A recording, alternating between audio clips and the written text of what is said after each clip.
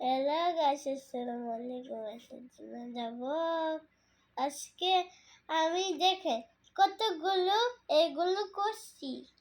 দেখেন আমি পুরো তো করতেছি, আরো অনেকগুলো এটার ভিতরে আছে, এগুলো নিয়ে আবার করবো। এটা শেষ হয়ে দেখেন কিভাবে করি।